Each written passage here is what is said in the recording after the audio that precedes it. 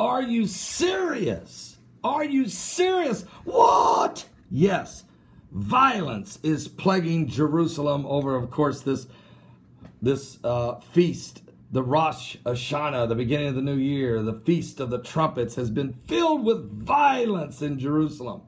Jerusalem Intifada is what they are calling it now, as some in Israel's media portray the violence that has engulfed much of the Israeli capital over this two-day Rosh Hashanah holiday at the start of this week.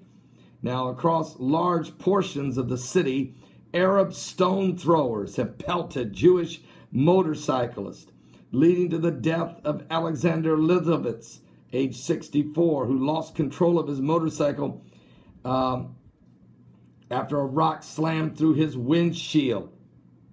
Also, most of the violence was concentrated on the Temple Mount, where Muslim rioters repeatedly hurled firecrackers, stones, fire bombs at the one entrance through which non-Muslims can access the holy site. Yeah, up the ramp. Just throwing them at the place where people come up the ramp. And we walked up that ramp last year. In May of this year, in May. Now, during the high holy days, beginning with Rosh Hashanah, many Jews like to visit the Temple Mount, as this was a biblical time of pilgrimage to the ancient place of worship. But Muslim authorities insist that the Jews are trying to Judaize the Temple Mount and deny any connection between the Jewish people and Jerusalem. Such attacks, therefore, are sadly routine. Well, why don't the Israelis use the Israeli Defense Forces and go up there and just completely protect that entire entrance with a heavy hand, stand there, and let people come up there? Well, folks, because if they do that, then the king of Jordan, King Hussein, he'll throw a fit, and he'll contact the rest of the 257 million Arab League nations surrounding Israel on the eve of the United Nations, or as the United Nations are gathering for the 70th General Assembly. And that's why the Jews continue to try to pacify this situation. And the world is pacifying this jihadist movement. So it's Jerusalem Intifada. It's unbelievable.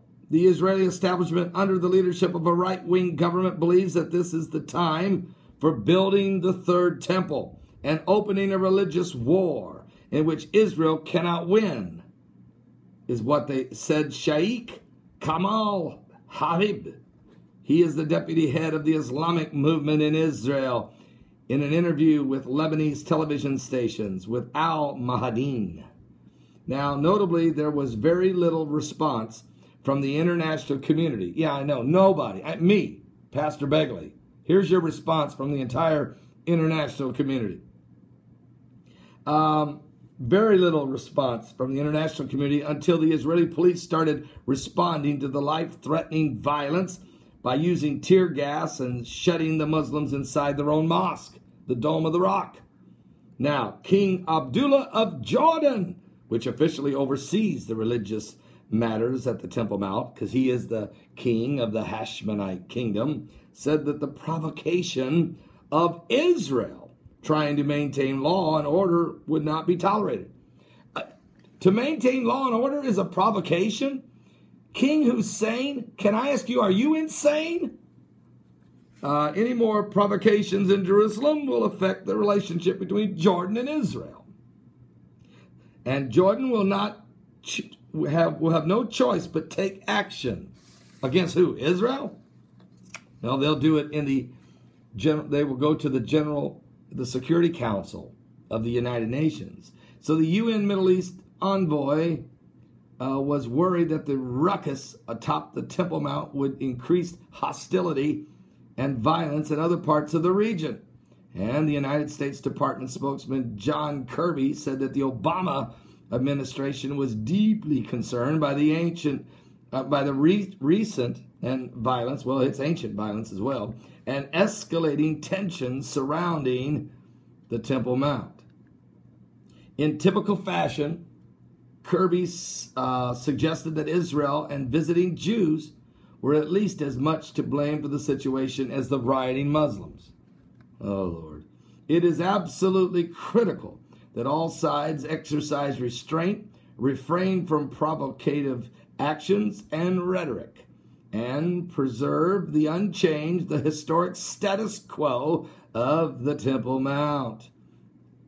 Seemingly ignoring the international condemnations, Prime Minister Benjamin Netanyahu said his government had declared war on the stone throwers. The attack that killed the motorists, one rock too many. We're declaring a war on the rioters and those who throw rocks and firebombs, said Netanyahu. The current situation is unacceptable to us. We intend to give tools to the police and soldiers to act very aggressively against those who throw rocks and firebombs. Asked how he would deal with the fact that many of the offenders were minors, Netanyahu promised to massively increase the fines against minors and their families to deter them from doing this. Oh my, are you serious? They're calling it Jerusalem Intifada. And of course, I wrote a book called Jerusalem Jihad.